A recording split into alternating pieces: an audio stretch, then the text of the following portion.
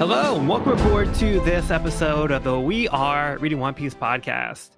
This is a podcast dedicated to following the entire story of One Piece from beginning to end as we focus on each volume. We keep the discussion spoiler-free for new fans of the series, so this is the perfect place to follow along, whether you're new to the series or just want to revisit the world of One Piece with us. This week, we will be covering the second part of Volume 79, Lucy, which covers chapters 791 through 795. My name is Joel. I'll be your host. Joining me today, we have Evan. Well, what's up? And we have Cody. I don't know, man. Is he down? Is he out? I don't know, man. I don't know what's going to happen here. Yeah, we left it at a pretty epic place. Seems like we're getting close to the end of the arc, but who knows? You never know. It's only been 90 Never know. chapters. Feels like we got plenty of room. Well, we're not at the end yet, but I think we're getting close to the end.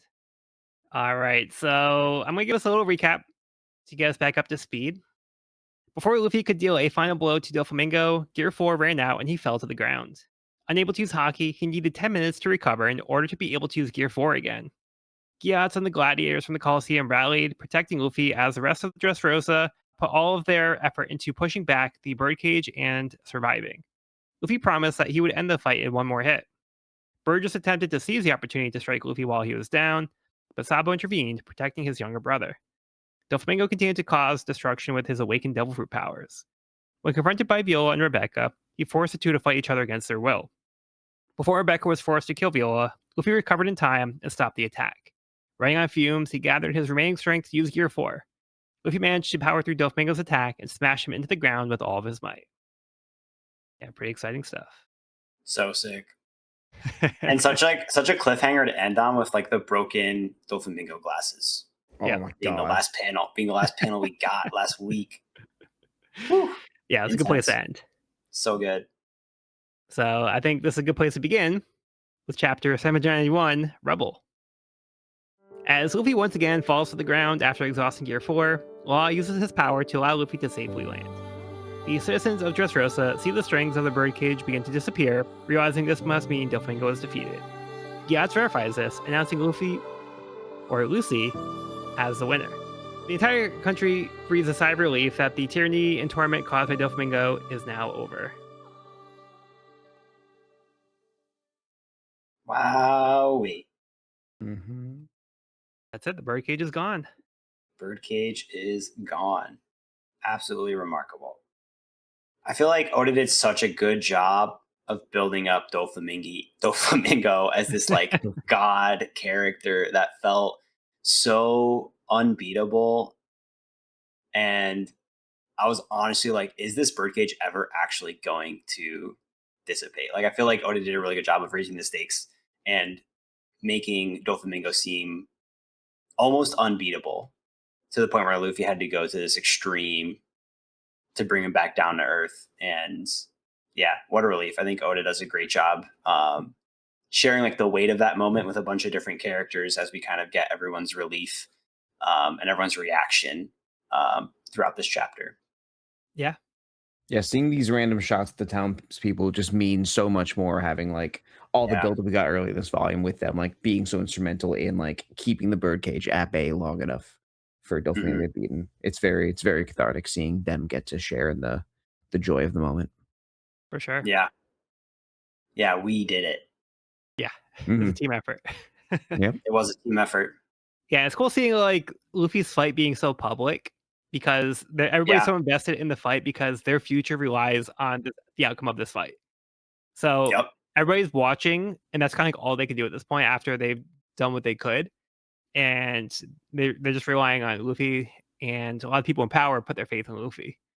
Yeah. And we see everybody's kind of watching to see how the results of the fight go.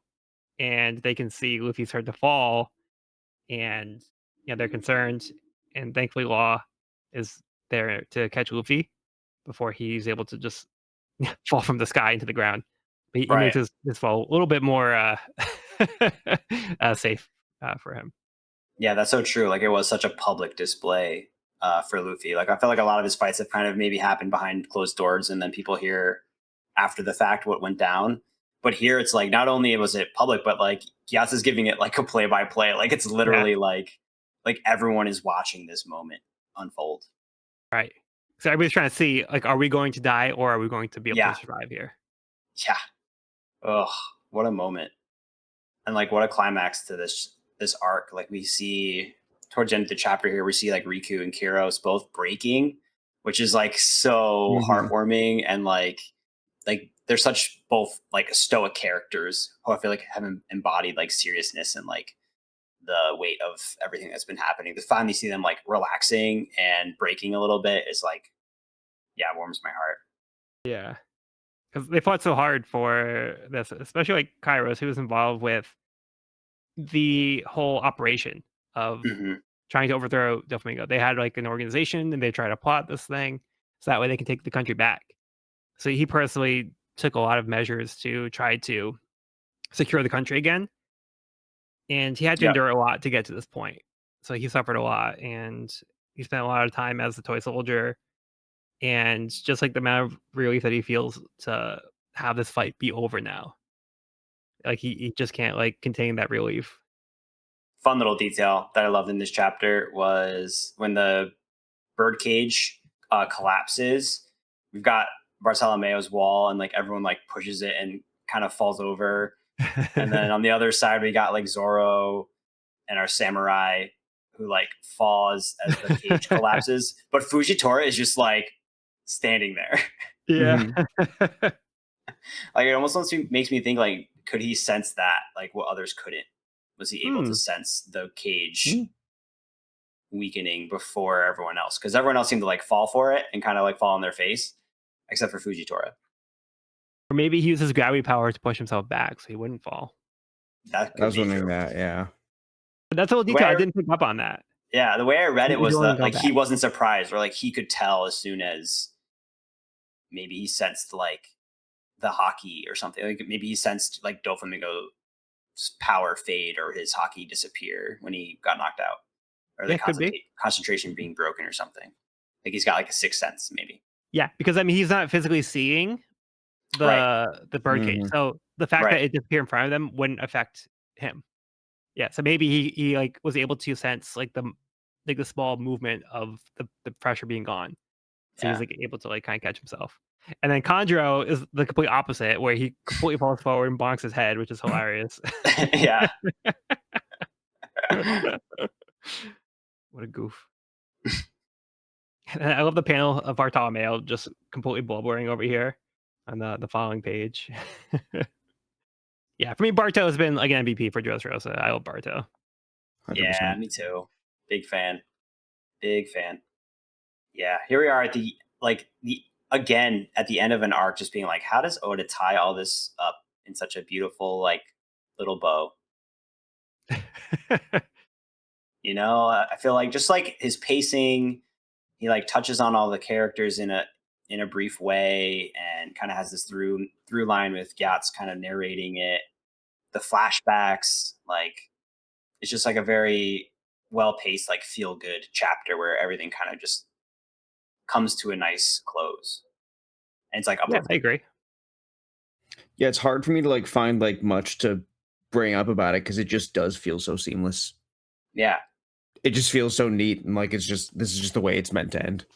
yeah, Yeah, it's just nice to see all the different characters that we've been seeing throughout the arc, kind of all coming together here. Everybody's unified, celebrating, tears of joy. It's interesting because we see Rebecca also crying over Luffy, and throughout a few of the panels here, we see Rebecca's tears like falling onto Luffy's face while he's unconscious. But it's also kind of almost a little symbolic in a way where it's almost it feels like it's the tears of like the rest of the people too, because we see a lot of panels of people Mhm. crying. It's almost yeah, like they're all crying tears of joy over Luffy and his achievement. Because there's just a lot of like panels dedicated to the crying. And at the very end, we'll see Kairos crying above the panel where Luffy's tears from Rebecca. I mean, Rebecca's tears on Luffy to kind of like cap off the chapter, and we just kind of end with Luffy smiling as he's asleep. That's a really good point. yeah. That's sweet. Yeah, that's all I have on this one. Do you guys have anything else? No. I'm good. Okay, we'll keep moving along. Chapter 792 on hands and knees. Sabo managed to defeat Burgess and begins to walk away. Burgess taunts Sabo, telling him that he failed to save Ace. Sabo is going to leave him be, but having already processed his guilt and vowing not to relive that same fate with Luffy, Sabo decides to give Burgess some payback from Ace and unleashes Fire Fist on Burgess, covering him in flames and leaving him burned. Wall has been trying to contact Sabo on the transponder snail to let him know that the rest of the Revolutionary Army is already gathered and they're just waiting on him. The Navy begins to capture the defeated Don Quixote pirates, but received orders from Isho not to report this to HQ just yet. Maynard sends out a broadcast to the nearby 3 islands to report the condition of Dressrosa.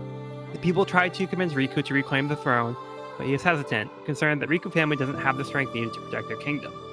On camera, Isho approaches King Riku and apologizes on behalf of the world government, citing the failure was on them and the warlord system. This event being broadcast got out as news organizations reported the incident to the public along Doflamingo's defeat at the hands of Luffy and the Law's Alliance. There are a lot of government affiliated characters who I will say I fucking hate, but I fucking love Isho. I love Isho. What a guy. What a guy. Yeah. Thoughts on Isho's approach to the situation? What do you guys think about that? This is a first. I feel like we see Fujitora bowing and apologizing on behalf of the government, which I feel like up to this point we've only seen the government like covering up their mistakes and not owning up to them. And so to see him owning up here, it feels like a first for the series. Just seeing humility in general from the government. Yeah. Whether it's like truth or lies or what's happened before, just seeing him like prostrate himself and like admit anything, any kind of fault is huge. Yeah. It looks he's also supported by his subordinates as well, because we see all the Navy soldiers in the back also bowing. And it's nice to like Maynard like came onto the screen. Like there's some pageantry to the whole thing too. Like just very much a concerted effort. I thought that part was kind of fun. Yeah. I got the broadcast going. Yeah. So one thing that is important to note here, we know that Fujitora is a little different from what we've been seeing from the Navy, but somebody in his position is one of the highest positions in the Navy. And we see him make a public display to not only Dressrosa, but the nearby countries that, this news is getting out. Yeah. So Fujitora did something very sneaky, and he, again, didn't report this to HQ. And before letting them try to spin the story, he did this in a way to make it so it's impossible for the world government to now try to cover this up. So he bypassed the world government because he knew that they would have tried to cover it up and not tell the full story. So he wanted to get this information out, and he's blaming the world government and showing that they're not infallible. So that is really key in the situation, because we know the world government is not going to take kindly to that, and we know that they're very concerned about their image and how the world perceives them. Because like we saw, even like in Throw a Bark, how they didn't want word getting out that Luffy beat another warlord, so Gecko Moria, like that got covered up. That's why they were set Kumas that way they could try to keep that hush hush, because they were losing face because of Luffy. And now we have another situation where Luffy's defeated yet another warlord, and things are getting a little crazy here. So Ichigo's kind of blowing the whole thing wide open. Yeah. We've talked about like people having their own sense of justice, and I think here we see Fujitora stating his definition of justice. Yeah, like his pursuit of justice seems to be genuine. He's not doing it because he wants, them to have this power. Like he's doing it because he wants true justice to be dealt, and he wants things to be fair for the world. Like he cares about these people. He's like, hey, we messed up because of the system we have in place. I'm trying to change things. I'm not happy with the way things are. I want us to do better. So we see Isho is taking steps to try to achieve that.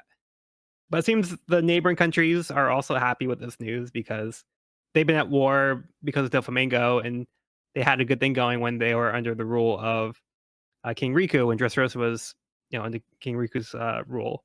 So the neighboring countries are happy with this development, and they want to go back to a more peaceful time. So this is a good direction for them as well. The fact that this gets out to them kind of puts them at ease as well. so they can see Dressrosa can now maybe rebuild and become an ally again. Yeah, and I love how naturally everyone sort of brings Riku back into power. Like he doesn't want it. He's not ready per se to retake the throne, but like the people have spoken and everyone wants Riku to be the king. Yeah. And we've kind of talked about like the self-appointed king versus like, the king that was chosen by the people. And like here we're seeing the difference between the two. Yeah, Doflamingo came in, took the power by force, whereas King Right. Riku is being given that power by the people. He's earned that trust from the people. Mhm. Yeah. Yeah, now the truth has come out. They realize what happened wasn't his fault, and they want to try to go back to peace. And they're willing to be like, "Hey, we know it might be tough. Like, we're willing to make sacrifices if it means we can have a peaceful life. That's all we really want.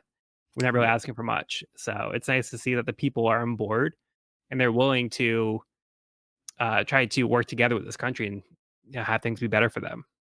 And what do you guys think of this scene with Sabo versus Burgess? This was interesting. I feel like something as a reader that I haven't realized was a question I've been asking myself is like, where was Sabo during, you know, the Paramount War? Like, what was Sabo doing? I feel like we might have just like asked that question on the pod, like leading up to Hmm. now, but it's the first time like as a reader that it's been like addressed in the book, and so it's kind of interesting to see that point get brought to attention. And I'm kind of like, oh yeah, like I was curious about this, and obviously that strikes a chord with Sabo, who gets quite angry. And I absolutely love how he says that like the will of Ace kind of like lives on through the flame fruit here, and he Yeah, like directly references like Ace's will. I really love that. I thought that was yeah, like a Ace really here said great you moment. deserved it. Yeah. Yeah, yeah, that was precious. yeah. And he was willing to walk away from the fight. He's like, I defeated Burgess. Like, I don't need to brutalize you any further. Like, you're Yeah, defeated." But Burgess, being a jerk, he wants to kind of keep poking the bear. So he's kind of mocking Sabo and very cruelly being like, "Hey, you failed Mhm. your brother. You weren't there for him." Yeah, he wanted to go after Luffy. So yeah, he kind of gets under Sabo's skin a little bit here, but Sabo is kind of he's gotten to the point where yeah, he wishes things could have been different, but he's not going to focus on the past. So he's going to focus on the future.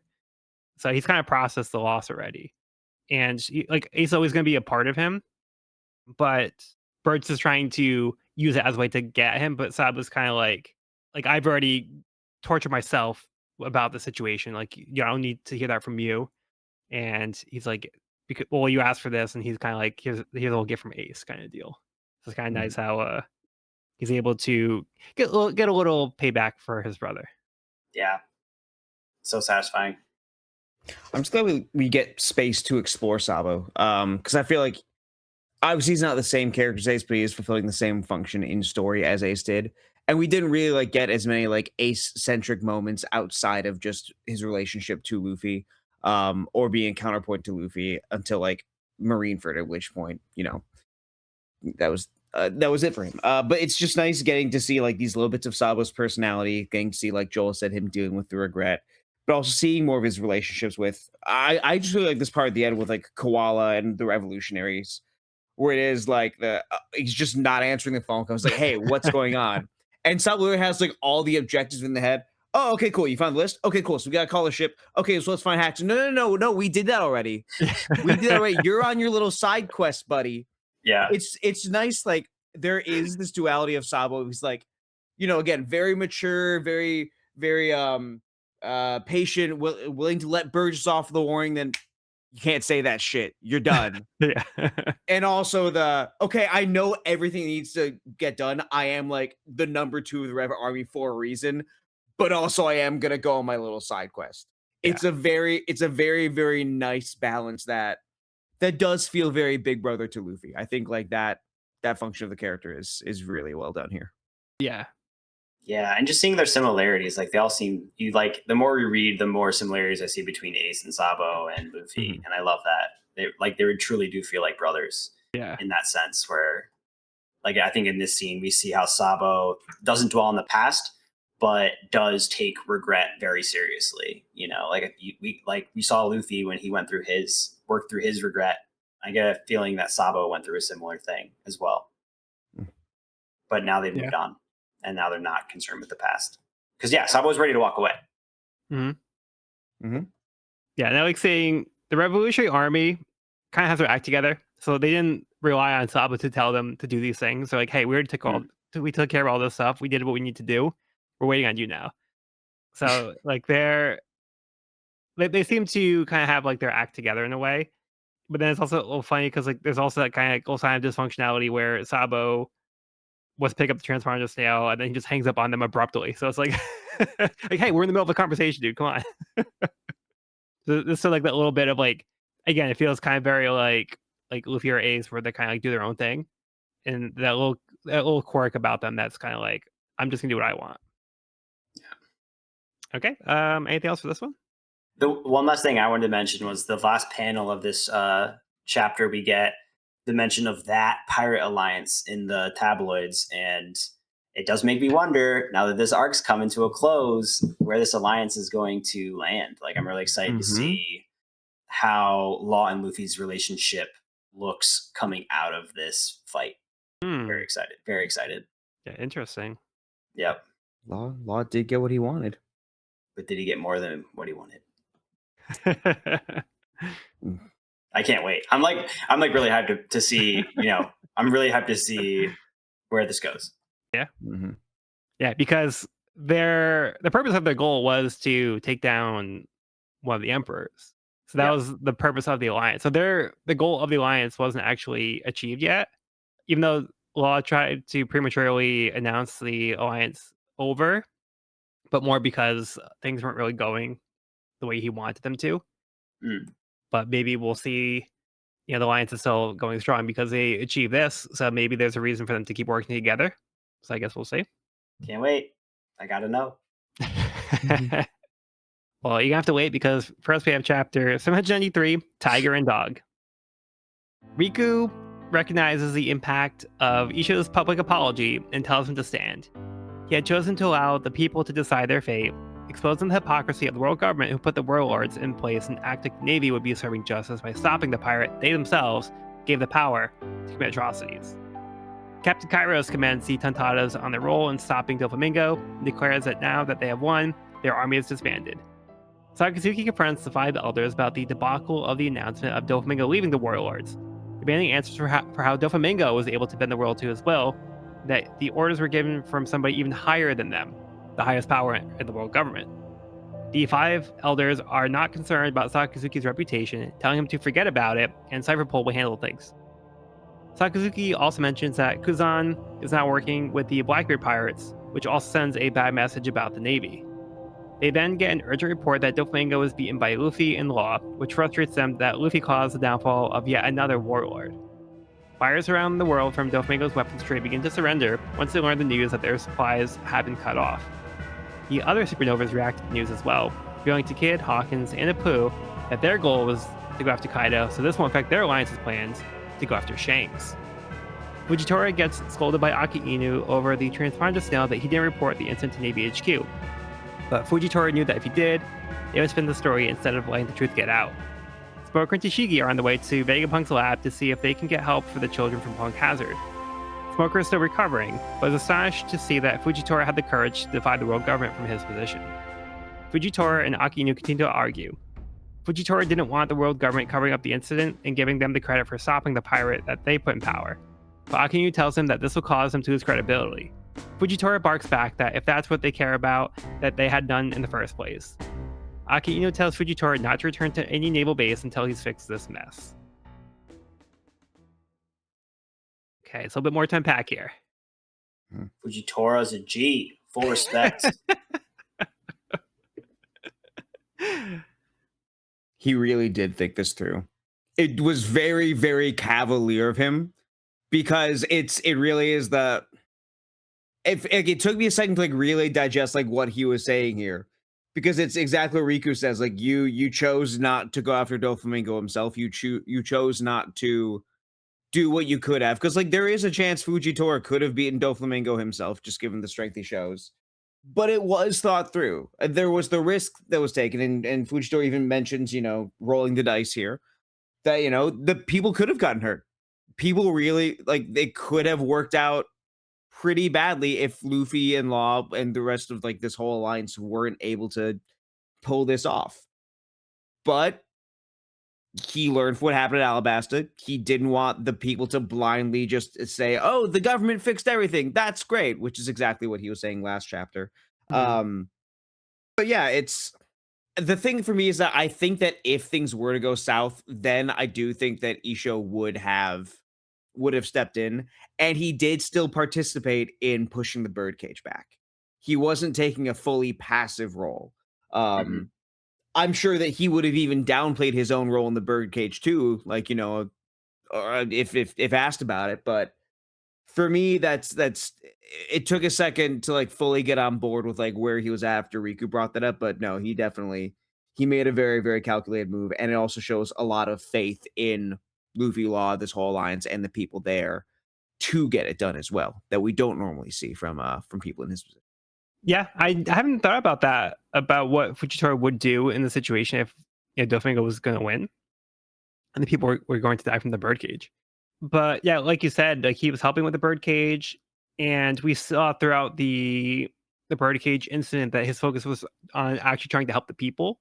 And he does mention here again, this was like his gamble. And we had that conversation before about how he talked to Sabo about it doesn't matter Mhm. what the results of the die are if we lose the dice. So he's kind of like he kind of removed himself from the situation, and he's like, let the people decide. And he was like, I'm going to let the people, choose their own fate. And it paid off in this situation. So he's like, he was trying to basically show that the world government didn't have to come in and tell these people what to do or make the decision for these people. He's like, these people have the freedom to choose, how they want to be ruled. And he does take that kind of passive role in that regard. And he does want to overstep his bounds as, part of the world government.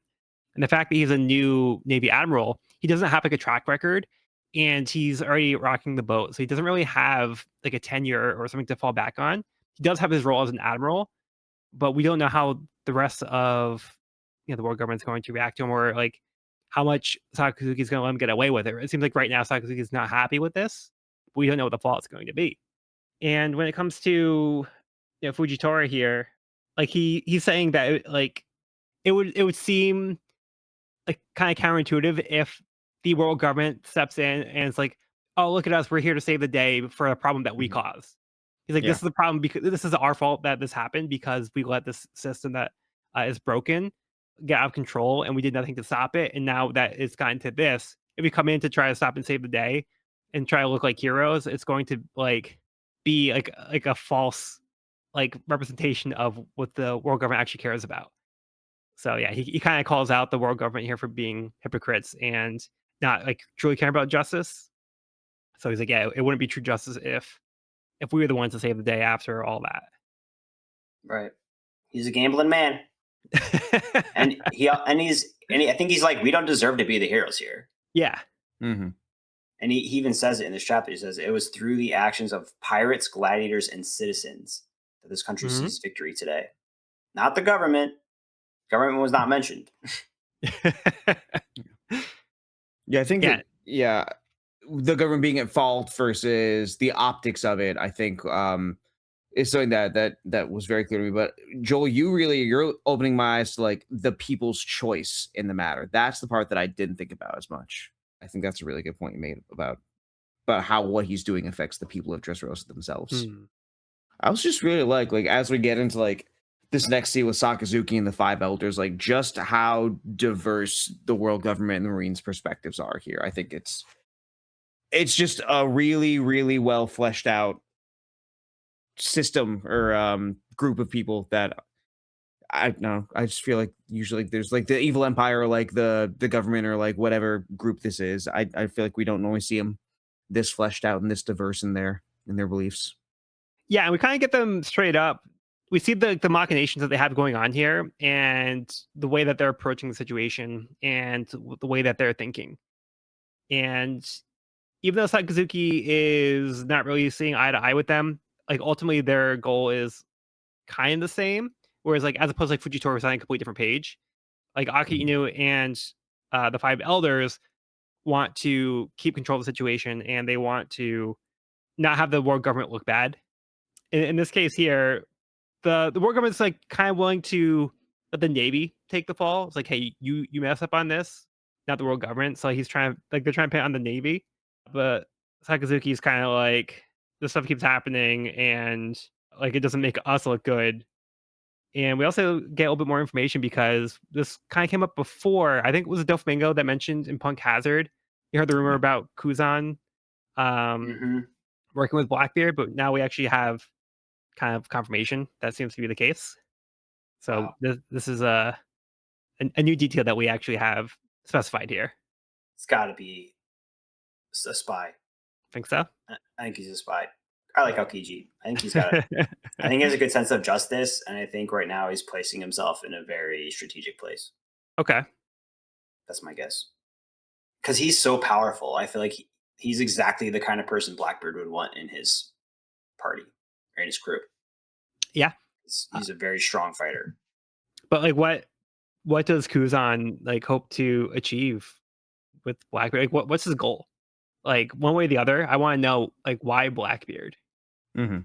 Well, I think Aokiji's. I think we've kind of gotten that sense that Aokiji does kind of like answer to his own horn, and I think he's also kind of like kept an ear out for like the going ons, the happenings, like within the world government, and he's kind of like been on the fence in between like the world government and that the outside world. I feel like as far as alliances go, and now that he's no longer in the government, I think again I'm just speculating, but I think that he might see Blackbeard's power becoming a problem and wants to get close to that so that he can strategically, step in when needed from a place of power Okay.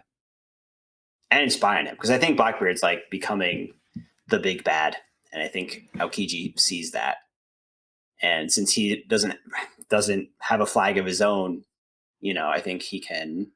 He's very powerful, and he doesn't, have any allegiance to a flag. So I feel like he could easily place himself close to Blackbeard to keep an eye on him and see what's up. That's possible. Maybe. Yeah, it's What do just you like think? well, I don't know, I kind of get the sense that after the fight with Aki Inu, that he became disillusioned with the world government and he devoted so much of his life to the world government. It's kind of like, what does he do now? And I don't know if he has like some kind of like inside knowledge about Blackbeard and like what he's trying to achieve that maybe is more in line with his disillusionment with the Navy or like what he knows personally. Because we don't, there could be something else that Kuzan knows that we don't know that he knows. Uh, but like his goals might be something that we have no idea even exists. It's hard to So you say at think, this point. but you think he's aligning himself with Blackbeard? I don't know for sure. We just know that he is aligned with him in some way. It seems Sure. like he's working with him. Whether or not he's trying to infiltrate Blackbeard's group, or if he's trying to achieve the same thing as Blackbeard, or he sees Blackbeard as like a means to an end. Like, there's a lot that could go into this, but there's such little information that we know about the situation. It's like it's hard to speculate. It's an interesting thing, but it's like, yeah, I'm very curious to see what the intention is. This team up. Same. Very curious. Hey, Cody, did you have any thoughts on that? I mean, y'all. So I've ping ponged back and forth on like where I think Kuzan's allegiances are so much that I can't even like firmly place myself on one side or another. But I think there is something to like the unknowns here. And I think another unknown is the full specifics of what Blackbeard wants. Because we Right. know he wants to turn the world upside down. He wants to be Pirate King. But I wonder if there's something else in Blackbeard's plan that Hmm. may work for Aokiji and that there could be a genuine, hey, we both want this one thing. After that, who knows? And I think that for me, Blackbeard is such a treacherous person. And like, they've like even I think there was like some phone conversation between him and Burgess where it's like, okay, can we really trust this guy? Like For all we know, there could be like a mutual understanding that yeah, after like we do X, Y, and Z, we're gonna backstab each other. Who fucking knows? Best of luck to you. Yeah. We'll see. We'll see. But I have no idea. And there's That's just such so many pieces that I want to get. There's so many pieces that I want to see put into the puzzle. Yeah.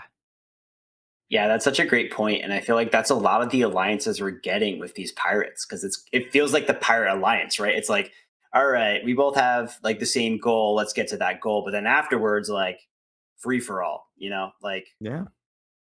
it's very much like a means to an end, and people are like pirates are like using each other to get there to achieve their goals.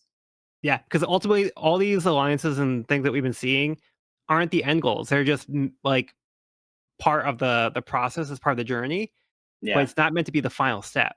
So there's always stuff like what comes after. So that's part of the thing. Like Blackbeard, it always feels like he's got something else up his sleeve and he has like a bigger goal.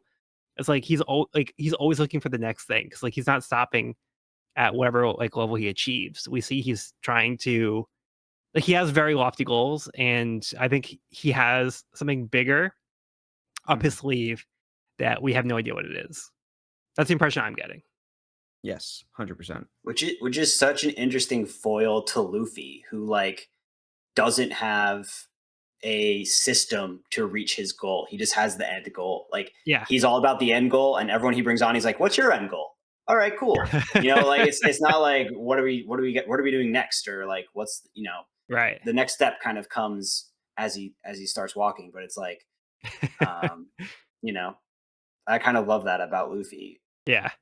It's less like accomplishing this like this task to get to as a means to an end. It's more like, no, I'm trying to get to the end. Are Yeah. you with me? Or are you not? It's the dream for the dream's sake. Mhm. Yeah. And then I did want to go back to this conversation with the five elders, Oh yeah. um, Mhm. because I had the question that again it seemed odd to me like why they're jumping to this conclusion that Doflamingo had to have like a higher power, and that's how like it's like you must be like you must have ties to the celestial dragons, which ended up being true. Hmm. But Akainu kind of made this connection here as well.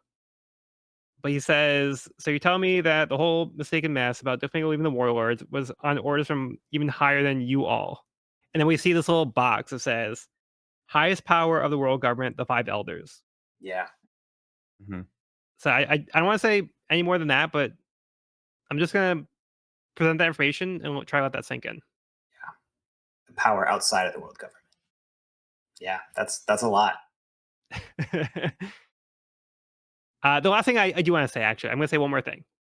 Is Doflamingo said that he knows something, but we don't know what it is that he knows. But like it's something that like he has like something up his sleeve. It's like a card that he's been holding on to that gives him power. So there's something that he knows. I wonder if it's tied into this in some way. Hmm. I could definitely see that. Okay, so yeah, I just wanted to present that information just because Yeah, I that's thought big that information. yeah that was That's a some. huge lore drop. It's a little blink and you miss it kind of deal, but it's there in the text. Yeah, that's Mhm. wild. Yeah, and it's kind of cool seeing like reactions across the seas. We see the other supernovas kind of reacting to this news of Luffy and Law shaking things up with Doflamingo. And we do learn. I don't think this was mentioned before, but we learned that the Emperor the that the kid Hawkins and Apu alliance that they're targeting is Shanks. 'Cause Yep, that wasn't another mentioned before, example. right? Right. Yeah, because we were wondering before, it's like, oh, are they going after the same one, or like, is it going to be something that they like have to fight over? But no, we actually see that they had different emperors in mind that they're trying to go after. But we were saying like, oh, what if Law wanted to go after Shanks? How would Luffy react? Now we see Right. there's other people who are actually targeting Shanks. Did I predict this? I feel like you guys asked me this, like which To be warlord I honest, I thought don't they were, remember. or which I don't remember either. which emperor I thought they were going after. Given your track record, I want to say yes, but I just can't remember for sure. Yeah, I can't remember either. But one thing I wanted to mention from the Five Elders conversation was when Luffy's name came up. they all were immediately like, not this guy again. Like they all knew exactly who Luffy is. And that's kind of crazy. Like in this room, when Luffy's name gets dropped and they all immediately have a reaction because Yeah. they know exactly who that is It's like, you now. better not say that name. You better not say it was him again. Yeah. But I mean, that kind of just shows the weight of that name in that room. And that's kind of cool. Yeah. Yeah. Like, he's become like a big headache to these guys. Yeah. He's become a household name up in the Five Elders. Fucking UN Security Council. Yeah. He is Before we get definitely too a fast, thorn in their side. Go ahead. before we get too far past this, because we mentioned like the supernovas and everything, I just like the fact that we're taking the time to focus on everyone who is affected by the loss of Joker. Mm. Yeah. And just how Yes. diverse like this group of people is. It's like people who like can't fight a war to defend their own kingdom, people who are glad a war is coming to an end, just other arms dealers, people trying to get devil fruits, Yep. for good and bad, but a lot of bad people, but just like a lot, just people are swearing vengeance against Luffy and Law who have no connection to them or anyone around them, just because Doflamingo's reach was so far-reaching. Like they've kind of destabilized a section of the global economy by Yeah. beating this one dude. Yep. Yeah. Yeah, I'm also glad that Oda took a moment to like put that in perspective. Because we kind of talked about it leading up to this, like how big of a change this is going to be and like how wide Doflamingo's, web spread. It's like pretty cool seeing it all come crashing down on the after effects of that. Yeah, and then there's also this panel at the bottom of that page. So we see this interaction. Evan, do you have any guesses as to who is speaking to Subaru here? Sorry, which page are we looking at? So it's the bottom of the page of the people kind of like crying about, they pay for the money for the weapons and like, oh no, like the smile transaction. So there's the bottom of the page. We say this naval ship. Yep. Do you know who's speaking in this panel? Been on this pirate's trail for some time. I'm not sure. I think there's a clue in the "want a cracker" line. Oh, There's two clues here. Because the only name that we actually get is Suru. So we know somebody's speaking to Suru. Okay, so I'm gonna kind of help you out here. So it's an inspector general that is speaking to Suru. So Suru was going after the Doflamingo pirates in the flashback with Law and Rosinante. So they were working with Rosinante to try to go after them. So he was the contact that they had. Right. And the code that Rosinante used when he was talking to the Navy, they did the crackers and the cookie thing. Right. Okay. Yeah. Now I remember. Sorry, I didn't even catch that. Yeah, this is very subtle. But I think this is Sengoku. Nice. Agreed. Because he's not the fleet admiral anymore, so it looks like he has a new role. So I think this is implying that he's likely the new inspector general. And it looks like Suru might be trying to finally go after Doflamingo, who's been kind of on her radar for a while, but he's been untouchable. But now I think they're seeing this is like kind of their chance to finally get the Don Quixote pirates. Now's a good time.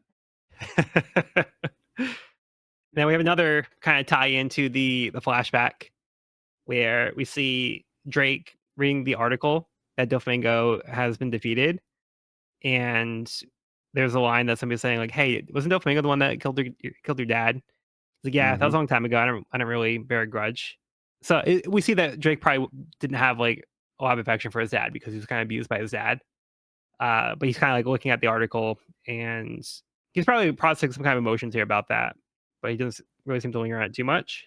And then we have this other panel here where we see somebody shouting, "Master Kaido, where are you?"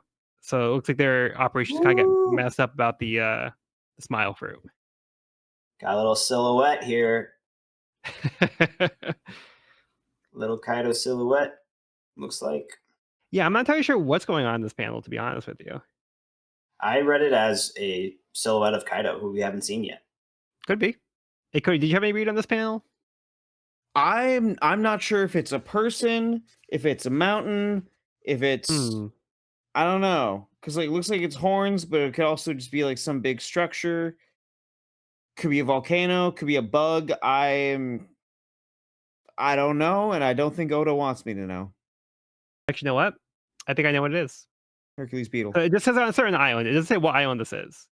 But I'm kind of looking closer at it. Oh, yep. At first, I thought Yep. these were clouds, but these are trees. Nope. Yep. So yeah, it's not entirely clear where this is, but I do think this is scenery. Interesting. You think it's like a building? I don't know. I'm not saying it's that. I'm not gonna say exactly what I think it is, but I have a pretty good idea what it is. Cool. But you have no idea. I have no idea. I thought it was a person. But yeah, I just figured out what it is. Okay, and moving on from that.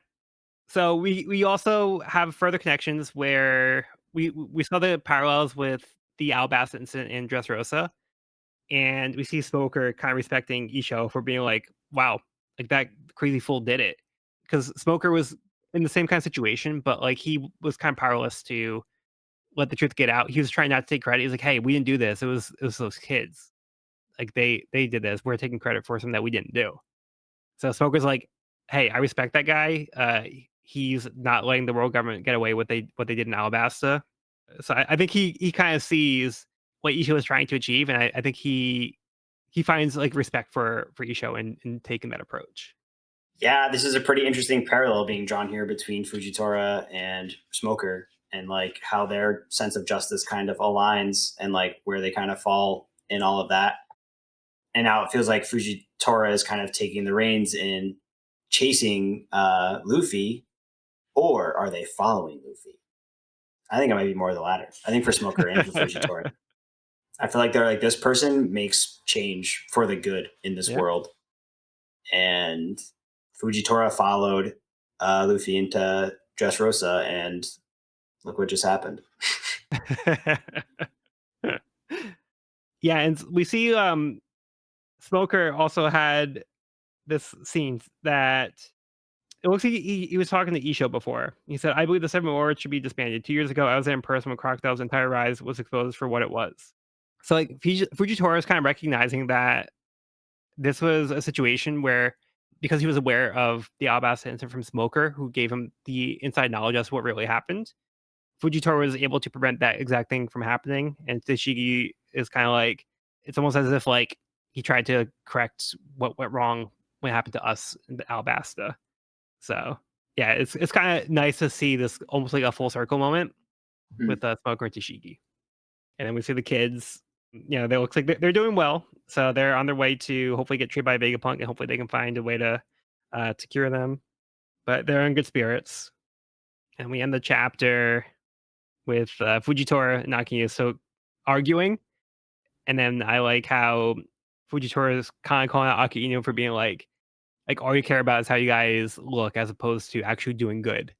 And then like Aki was like, "Don't come home until you made this right." He's like, "You're in timeout." Yeah, you won't set foot in any naval bases in the world until you brought Straw Hat and the law with you. And she was like, "That's what I wanted to hear." I don't want to see you either. Okay, anything else? I think it'll be interesting to have Fujitora on the heels of Luffy. Very interesting. So you think he's gonna go after Luffy after all that? I don't know. I think maybe in the same way that like Smoker was going after Luffy. Okay. Where, like I said before, like I don't know if he's being chased so much as followed now. You know what I mean? Maybe. Maybe. Okay. Moving on to chapter 784, Sabo's Adventure. While the Straw Hats hide out and recover at Kairos' home, Sabo tells Robin CP0 is on their way back, so he will need to leave. Zoro tells him he's surprised Luffy and Ace had another brother. Sabo tells him it's understandable that they wouldn't know about him, as he was declared dead and Luffy didn't realize he was alive. While Luffy sleeps, Sabo tells him about their time as kids and how he was rescued by Dragon after the Celestial Dragons tried to kill him at sea. When he awoke, he had amnesia, and the only thing he remembered was that he didn't want to return to his family. He only regained his memory after learning about Ace's death. When he learned about the Flame fruit as the prize in the Colosseum, he made it his goal to obtain it. Luffy and Sabo had an emotional reunion at the Coliseum. They thanked Luffy for surviving so he wouldn't have to mourn the loss of both of his brothers. Sabo had a favorite card made for Luffy. He gave a piece to Zoro. With CP0's arrival approaching, he said goodbye to the Straw Hats, thanking them for taking care of Luffy, and was just happy he got to see his brother again. Sabo gets a ride from some crows and heads to meet up with the Revolutionary Army. So here's the explanation for why Sabo hasn't been around. Mm-hmm. Getting some answers. How do we feel about amnesia as a trope? I mean, I don't think it's Oda's strongest backstory ever written, but it works. Yeah. I think it works for me here. Yeah, it works. Yeah. It's a little convenient. It's not. Yeah, amnesia's not my favorite, but given like what Oda had to do to make this work, it's fine. And the fact that like, I guess the ingredients for it were already in the story. Mm-hmm. Because I feel like the most egregious cases of amnesia we see, it's like, oh, soap opera somewhere there, it's like cobbling it together to like make really quick, okay, this actor can't be in the series for a season or blah, blah, blah. We got to give him an injury and we got to, but Oda's just playing with the pieces he already had with what happened in Great Terminal, Ace dying, like it's in story. It's in story. And like, to me, I don't think it's one of those things where I don't think Oda had like all the pieces linked up in his brain, but clearly like from the time that he introduced Sabo, he wanted Sabo to come back at some point. Right. And so like he was able to lay the pieces well enough where he was able to do something that at the very least worked. Yeah. And like even though like throughout the chat was like, oh, God, Amnesia's not really my favorite, I was still tearing up as I saw Sabo remember this. Yeah. Even keeping my own usual criticisms of moments like these in mind. So clearly it fucking worked. Oh, it definitely works. Yeah. But again, I'm not going to put this at top tier. No. It's not a top tier backstory, but it works and it's good. Yeah. And it gets the emotions across and it fills the gaps. Yeah, I'm just glad that Oda took the time to explain it. Yeah, definitely. Like, it definitely deserved an question. explanation. Like, why wasn't he there? Yeah. No, I'm glad we got it. And I'm also really glad we got the next flashback of when Luffy and Sabo reunited. Because I do remember when we were reading this through the first time and read that in real time, I was like, we're definitely getting a flashback of this meeting. Because that was way too brushed over in real time. Yeah. And so I'm glad that did happen here. Yeah, so we get to see like their full reunion, like the conversation they had, and it's also very similar to how Ace talked to Luffy, where like Ace said, "Thank you for loving me," and Sabo's like, "Thank you for being alive." So it's just like they're just grateful to Luffy after not seeing him for like all this time, but they're like just happy like to have Luffy in their lives still. Yeah, it's so sweet. And then we also see, when Sabo was saved by Dragon, it looks like the attack from the Celestial Dragons burned his face, and that's what caused the scars. Mm-hmm. Like it wasn't exactly explained before why he had like these scars on his face, but it looks like he's actually had it since that incident. And it's just like very unfortunate that Sabo really didn't have any way to help Ace, not realizing like this whole situation. And then everything kind of came flooding back to him. Like it was like that trigger moment, like seeing that article, and that kind of triggered his memories to come back after it was like all too late. It's an unfortunate circumstance that he had to now grieve his loss. But we see that he at least found people to take care of him in the meantime and people that he cares about now. So he's kind of made a new life for himself. It wasn't the life that he had originally tried to make. It also kind of explains why he didn't pursue the life of a pirate, because he didn't actually remember that element of himself. So like he didn't remember he had that goal. He's kind of found a new path. And it also explains why he never tried to reconnect with Luffy. Yep. I think that's also the thing I like about it is the fact that it's not the amnesia, the circumstance. It's not a hand wave as to, okay, yeah, it makes sense. It's fully taking, like you said, Joel, like with the regret that Sabo has and the fact that he couldn't be there for Ace. Mm-hmm. It's saying, okay, no, let's actually explore the consequences of this situation. It's using it to further the story instead of just stabilize it. Right. And it's not like Oda's constantly introducing amnesia as like a plot point. So it's not something like he's like relying on heavily. So I think that also helps help make this feel like okay to use in the situation. Like it doesn't feel like a cop out. It feels like it just made sense to introduce Sabo back into the story in this way and give us an explanation that feels satisfactory. Mhm. Because it could easily go the other way where it's like, oh, that's the explanation you went with. That doesn't really work for me. Like I'm not buying it. But like to me, like I completely buy this. Yeah. 100%. And we also have like a similar conversation with Sabo and Zoro, like we had with Ace and Zoro back in Alabasta. We was like, take good care of him. I know Luffy could be a handful. So it's like almost like the exact same thing that like Ace was saying. So Zoro even comments on it, and it's nice to see Zoro smiling. Like if yeah, Zoro's smiling after interaction with you, you know that yeah. you can trust this person. Yeah, Who's this other person on the floor in the house with them, with the straw hats? Karos. No, next to Karos. Which panel are you looking at? When we get the full panel, we see Luffy on the bed with Usopp slumped over him and Sabo sitting next to them. And then on the floor, in between Kyros and Law, there's another person. We also get a close up of their face in between Kyros and Law on the next page. Who is that? Is it Bellamy? Is it Bellamy? Oh, Or is it Barto? No, it's the hair's It's too not short for Barto. Yeah, it's not Bardo. It could be Bellamy. It's hard to tell though. I'm like, who is this? I didn't even notice that. Yeah, that could be Bellamy. The teeth just look so jagged. That's like the only thing that's Yeah. throwing me off. Big scar down the left side. Oh of yeah, the because face, yeah, looks did Bellamy have the big scar on his face?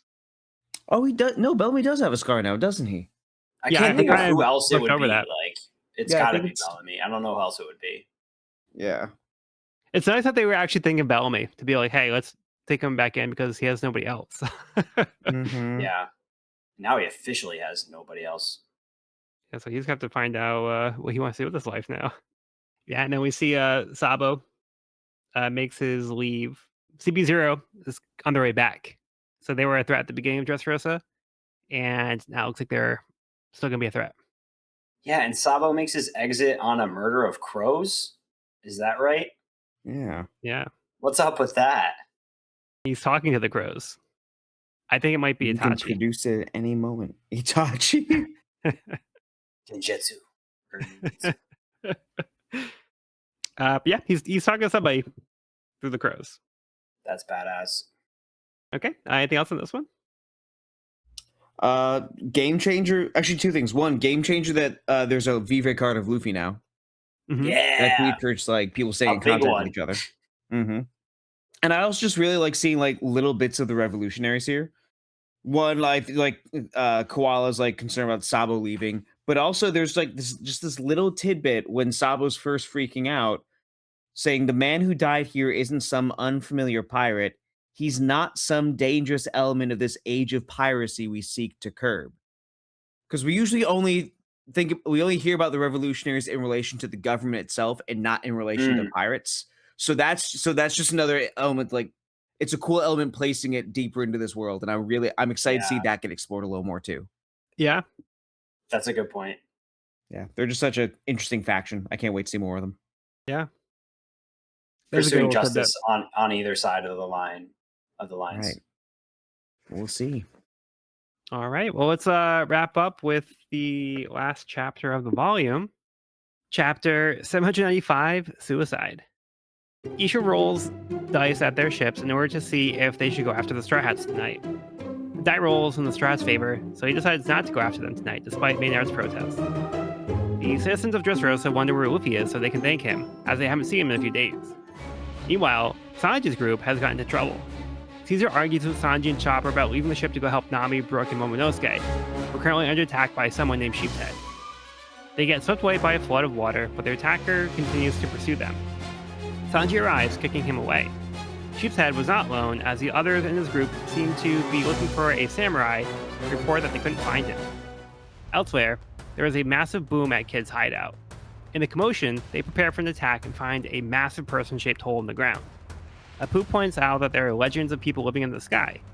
A few minutes earlier, Aruj and his group find a man staying on the edge of the clouds, stating he was looking for a place to die.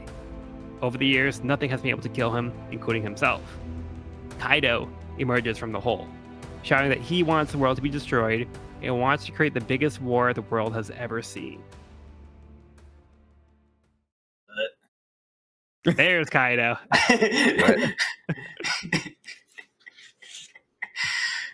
Yeah, there's Kaido. Wow.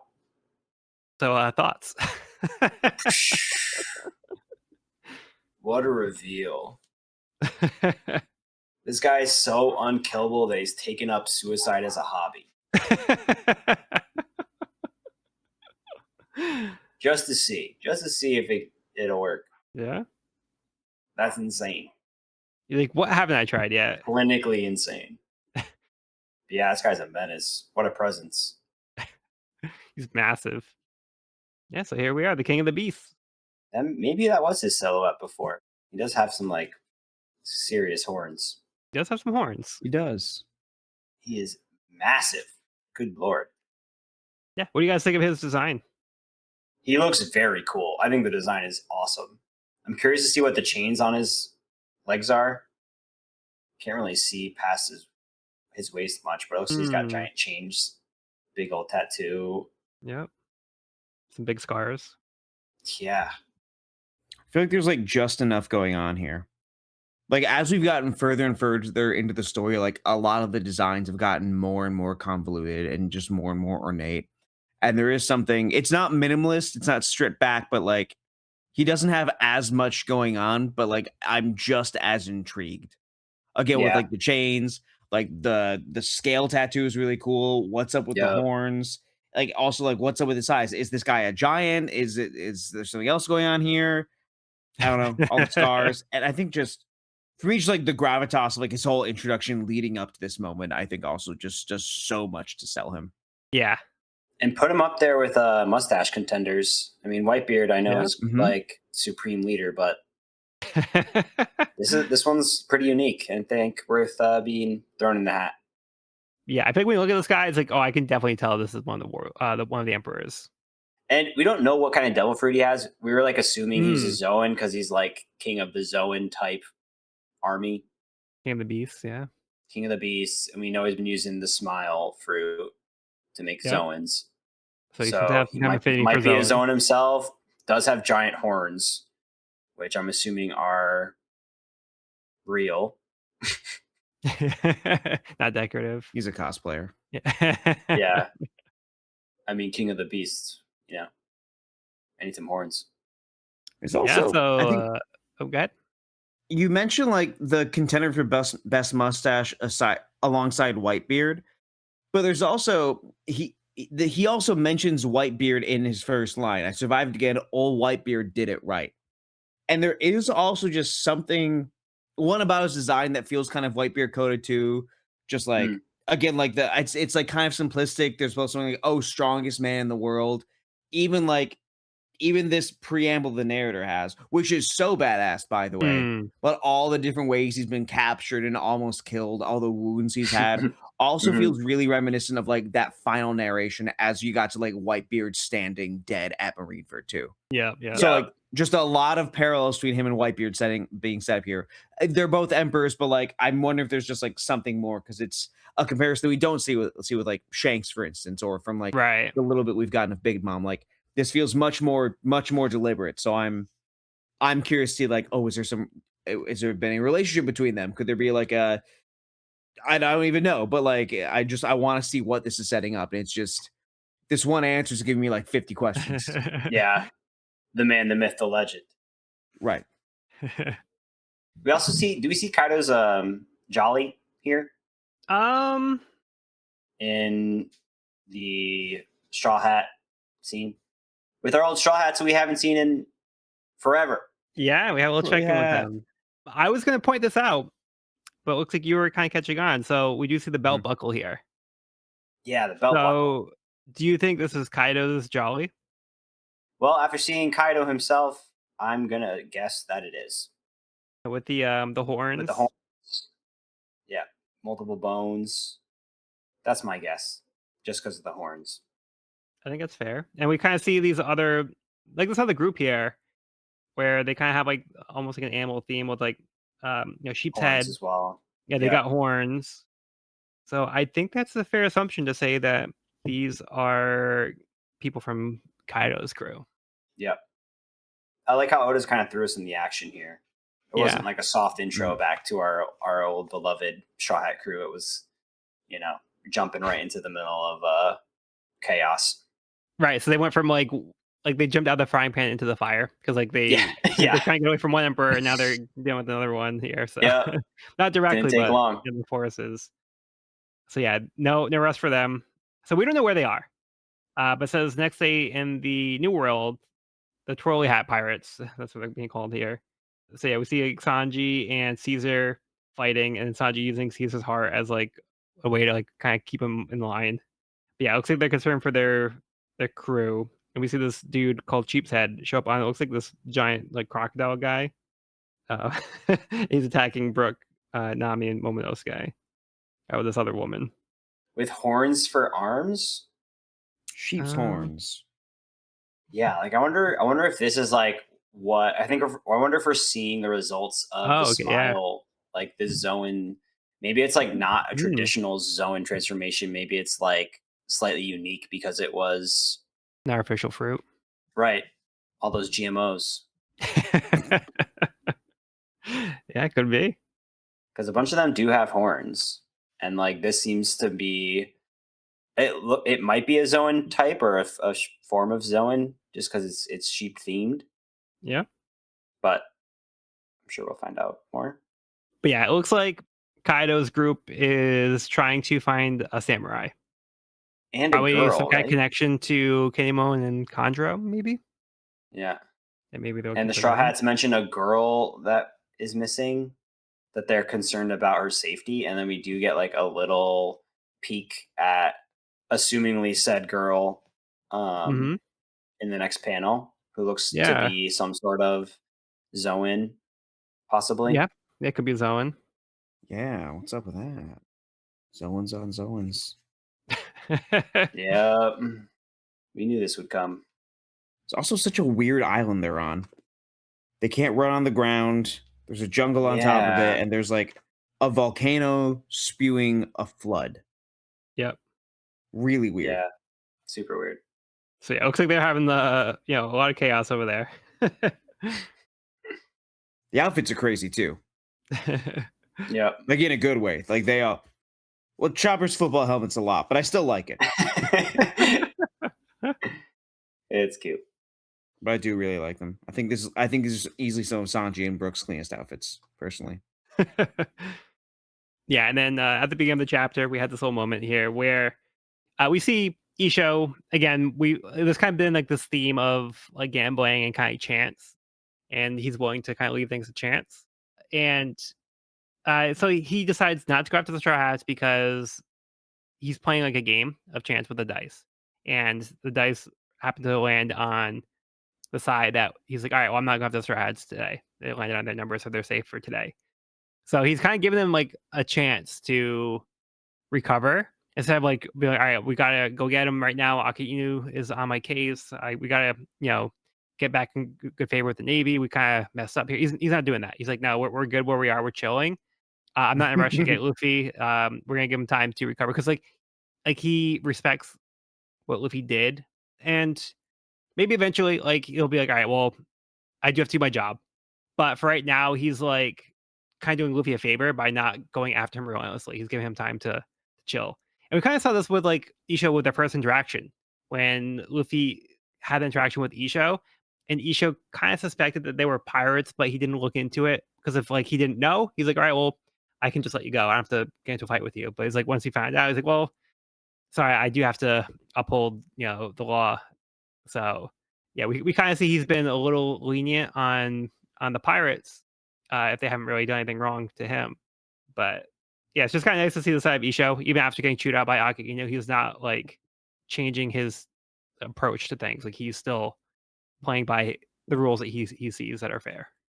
And I feel like there's a little bit of a parallel with Smoker and Yeah. his action and like his Uh-huh. behavior towards Luffy as well. I feel like we have two naval officers who are like kind of have a soft spot for Luffy as they're pursuing him. I think that's kind of interesting.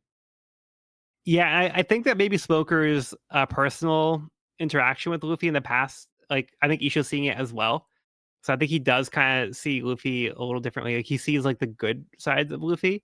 Like he Yeah. knows he's like a pirate, and he's still an outlaw, but he doesn't see him as like a ruthless pirate. So I think he's kind of giving him a little bit more leeway as opposed to somebody who like was actively harming like people. Like he sees Luffy as not being like a harmful person, so he's kind of like giving him a little space. But yeah, at the end, so going back to the Kaido reveal, so we just talked about how this alliance was planning to go after Shanks, and it's not the same emperor that Luffy and Law were going after. But now they do have to face Kaido directly. So it's like this emperor just dropped in their laps, and now it's like we got to deal with this guy. So, Maybe. I mean, there's no So direct next, conflict between them, correct? Other than they're pirates. well, do you think they're going to just let him walk away after he just dropped in and kind of destroyed part of his hideout and stuff? Do you think they're going I to be don't like, know. oh, this emperor just Well, dropped in our lap? Or is it like, I "Oh, don't this is know. convenient, like, we want to go after an emperor, here's one that we can just go after right now." I mean, maybe, but he's pretty daunting. Or is he be like, "Oh, my bad, sorry, I'll leave. Send me the bill." This guy just survived a 30,000-foot drop or whatever, and does not look bruised at all. Yeah. at all. He has a little headache. Oh yeah, he's got a little headache. Yeah. Yeah, jeez. Oh, speaking of the 30,000-foot drop, the ruined Sky Island balloon terminal is a cloud held up by balloons. Crazy. Oh, yeah. I didn't even notice that. Yeah, look at all those It's balloons. like millions of balloons. Who knew that clouds were held up by balloons? They got to go somewhere. Didn't know they needed to be held up. Yeah, I guess so. So has it just, like, always been like that? Or, like, because I'm assuming this is part of, like, Skypiea, right? Or is this another Sky Island that got destroyed? I think it's a different Sky Island. Think so? Hmm. Or is I mean, it they say just it's the ruined. island is called Balloon Terminal? Yeah. Yeah, I I guess assume it so. might be ruined because of the incident with Enru, but maybe That's it's what I just was a thinking. complete different one. Mm, Or I don't know. I mean, interesting. there could be multiple Sky Islands throughout the world. Maybe Skypiea wasn't the only one. I think didn't they say like Enru was even from a different Sky Island and that there were like a few different ones? I assume it was still part of like the larger Skypiea, just like Bilka was part of like a different section of Skypiea, but it's just now gone. But maybe I'm misinterpreting. I feel like there's multiple. I don't know. Yeah, I don't know. I'm not sure how far Yeah. the distance would be from these different areas. So Is this guy a supernova? yeah, Rouge is one of the supernovas. Yeah. Okay, Yeah. thought so. Yeah, it looks like they came back up here because we can assume that Rouge is from a Sky Island, not necessarily Skypiea, which we established here. So it looks like he went back here to kind of like recover. Yeah, and it looks like he's kind of wrapped up in bandages, so he might have gone into like some kind of scuffle or something. We've never actually seen the Skyfolk fly with their wings, right? Yeah, I don't think they can, to be honest. Yeah. Yeah, well, I mean, I'm looking at this line here. So Hawkins says, "Wasn't there a legend of an island in the skies above this place?" Yeah, so I guess it doesn't necessarily mean that there can't be other islands, but maybe in this one particular area, there might be a rumored sky island above them too, because they're not necessarily above, they're not near like Jaya. So Yeah, I mean, like, yeah, like the they're in the red New line World separating somewhere. them there. Yeah, Yeah, definitely very significantly far apart. but I don't know like how far Skypiea goes. If it, yeah, I don't know.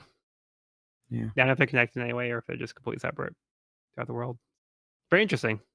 I haven't really thought about that before. There's also Weatheria, the one that Nami went to as well. Yeah, That that's one I'm true. not sure where it's connected That's true. either. I feel there's got to be like bunches and bunches of Sky Islands, just like there's bunches of Blue Sea Islands. Yeah, that's At least fair. that's not what I've always thought. Yeah. But yeah, they didn't have like the wings in Weatheria. So there's something different about them at least. But Oh, true. Hmm. And they could control it too. It wasn't like a right. Couldn't they like move it around wherever they wanted? Oh, I forgot. yeah, it did travel. Yeah. Yeah, it could travel. Oh, I forgot about that. But I'm also looking at the other people in the background shots near Rouge, and he's the only one that really looks like he has wings. So I don't see anybody else that clearly has wings in these panels. Yeah, so maybe they just came with him. He met them like outside of Sky Island, Yeah, or maybe maybe that's they his stayed crew. here. Yeah. Maybe there's more on the Islands in the sequel. Yeah, because it looks like they are a group of like monks, or like there's this other person that has like a habit, so they look like a nun. So I do get the impression that they're some kind of like holy, maybe like holy warriors or something, because we know that Rouge is a monk. Mhm. Right. Uh, so he has some other maybe religious figures with him. Because this other figure, like to his right, sitting down, looks like some kind of monk type character. So yeah, we don't really know much about Aruja's crew, to be honest. So it's kind of I'm trying to say like, what information and like details can we glean from like these few panels. Yeah, so that's where we leave things for right now. Oh, then one last Wowie. thing. Just the panel of and back to the present with just like we follow the line of Kaido's descent down from the air. I know, like honestly, it's like one of my like probably top 10, top 15 panels in the story. Just like the That's way it pretty sick. draws your eye and the fact that like it shows scale and like vertically, it's just something specific about like the way the page itself works that Oda's really taking advantage of here. I love it. Yeah, Even like the way the gutters are like just like adding to the distance that he's falling. I think it's beautiful. Yeah, it's cool. yeah, because I mentioned this a long time ago. I haven't mentioned this in a while, but there's like these transition panels that I said were that would come up. I mentioned in the story. So Oda has been using them. I've just not been mentioning it. But normally they do go horizontally, but we do see here the vertical ones here. So he does have like the break Mhm. in the lines to show like a transition from like one scene to another. So Mhm. like we have like the panel where we see Kaido jumping and we have like the sun glare, which is kind of cool. See him like in midair, and then like Cody's saying, we just see like the big line and then the giant explosion when he actually hits the ground. It's cool how he uses the technique. 10 out of 10 character intro. Yeah, right. What an intro.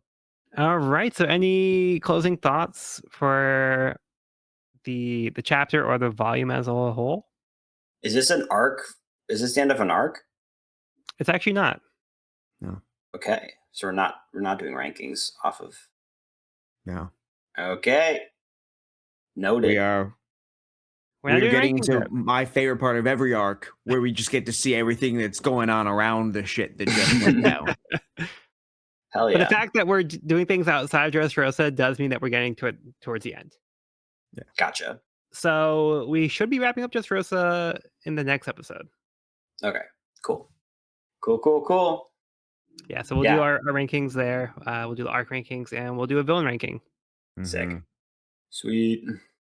Yeah, this was a great volume. I mean, I think we've said it every single time, but has just an amazing way of tying these things up at the end. Just the pacing, the attention to detail. I feel like he hits all the right notes, and it just makes these like climatic moments feel huge. And then I feel like he also gives great perspective afterwards, kind of tying it all together and giving us all the angles, all the characters' reactions and expressions and opinions. And yeah, I think he did a great job with this arc. Cool. I'm excited to get your final thoughts when we do the ranking. Yeah, I know. I can't wait. And how about you, Cody? It's more of the same. Like we're just getting into the greater world, and we're also just exploring some of these bits of Dressrosa that weren't always at the forefront. It was really good to get more Isho, get more Sabo, Mm, characters that just like generate a lot of curiosity so far. But yeah, it's like Evan said, he's not leaving any stone unturned. He's not neglecting any one piece on the board. It really is. He's putting everything back together. Or putting everything in the box very neatly. Yeah. And now we're getting to throw the box at the rest of the world. And I can't wait to get into all the other crazy shit that's got to be going on around this. Yeah, definitely. I'm really excited to see how things resolve with Luffy and Law. I'm like super Mhm. pumped about that. Mm. Yeah, I do think it's impressive that Oda managed to take all these spinning plates and not drop any of them. Uh, Yeah. yeah, Dressrosa has been long, but I think Oda has done a good job of introducing a lot of different things and keeping it feeling well put together. I feel like, he's addressed, like, all these different plot points he introduced. Like, he didn't introduce some things and then forget about them or introduce things and be like, "Oh, that was important." Like, he actually did introduce things and make them pay off. So I Yeah. think that's where it's impressive is that he had so many different plot threads and plot points that he was able to keep organized and managed to resolve them. Like, yeah, he had a lot of time to do it, but the fact that he did take the time to do these things and dedicate it to making sure the story is being told, I think it's really well done, and I'm happy that Oda like successfully managed to do an arc like this. I think it's quite a feat to really tell a story this way and to make it feel satisfying. So, but yeah, this volume in particular, it's been a lot of fun stuff, a lot of check-ins, and giving us some of the gaps that we had like have been filled in. So of Mhm. course, Oda delivered. But yeah, it was fun seeing more Sabo and now being introduced to Kaido, and now we can start to look at what's next. So we have a lot to look forward to with the story now that like Dressrosa is kind of like wrapping up here. So yeah, it's gonna be exciting to look forward to what's after that. Yeah, I'm so excited. Yeah, no time to take a breather. Like we're right back in it, Mm. facing down one of the emperors now. Yeah, which was the goal. So Yep. all right. That will conclude this week's episode of the We Are Reading One Piece podcast. You can find this episode wherever podcasts are found at We're Reading One Piece podcast.buzzsprout.com or on the YouTube channel at We're Reading One Piece. This is a spoiler free channel up to where we have recorded the podcast. If you're new to the series, you can visit the channel there. You can also find me and this podcast on my YouTube channel at Pirate King Codex for more One Piece content. If you have any questions, comments, or feedback, you can reach us at werereadingonepiece@gmail.com. We'd love to hear from listeners, so if you're enjoying the show or if you have any suggestions on how we can make it better, let us know. Next episode, we'll be starting volume 80, Opening Speech. I've been Joel, and I've been joined by Evan Thanks for listening.